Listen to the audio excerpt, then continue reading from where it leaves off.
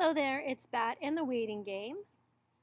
Story by Elena Arnold and pictures by Charles Santoso. Chapter 22, No Tomato Juice.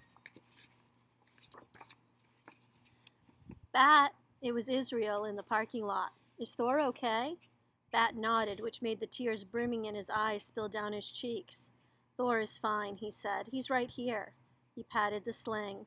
Bat, buddy, I really don't think it was a good idea to bring that thing to your sister's play, Dad said. Thor isn't a thing. Only the thought of the frightened kit tucked back into his sling kept Bat from yelling the words. Okay, Bat, said Mom in her soothing voice. Let's go home. She opened the rear door of their station wagon and ushered Bat inside. Janie was already sitting in the car in the seat next to Bat. She had changed out of the hoop skirt and crown and back into her regular clothes, but she still had her makeup on, and her arms were still crossed. She didn't say anything to Bat when he got into the car. She didn't say anything when Mom got into the front seat and started the engine. And she didn't say anything the whole ride home.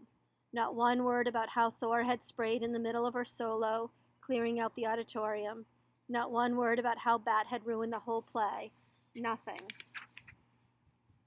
Bat had wished in the past that Janie would stop talking so much. Right now, though, Bat wished his sister would say something. Anything. Keeping that skunk kit was the worst idea ever, Janie said when they got home before she got out of the car. I wish Mom had never brought him home. Anything, Bat thought, except that. Bat had a terrible night's sleep. It was partially because he still smelled a little bit like skunk spray. Mom had washed his clothes and had given him a mixture of hydrogen peroxide, baking soda, and dish soap to scrub within the shower, and Bat had washed with it from head to toe, even though Thor hadn't sprayed directly on him. She'd also called everyone she could think of who was at the show and might have gotten sprayed to tell them about the recipe.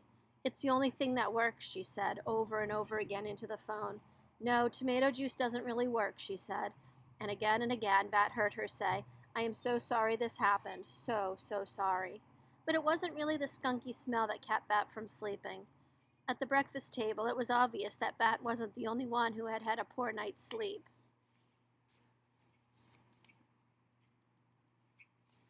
Janie's eyes were red, rimmed, and puffy, and Mom, too, looked tired, yawning over her steaming mug of coffee. Janie refused to eat anything at all. I have no appetite, she insisted, even when Mom offered to make her chocolate chip pancakes. At least have a piece of fruit, Mom insisted. Half the school was there last night, you know, Janie said to Bat. Everyone is going to be making jokes all day, probably for the rest of the year, about my performance stinking. Your performance didn't stink, Bat started to say. He wanted to tell Janie that her performance had been wonderful, that because she was so very wonderful, he'd forgotten to keep Thor tightly tucked in. Because she'd been so great, he'd practically forgotten that he was in a theater at all. But before he could say any of this, she shoved back her chair and stood up. I might as well go to school and get it over with, she said.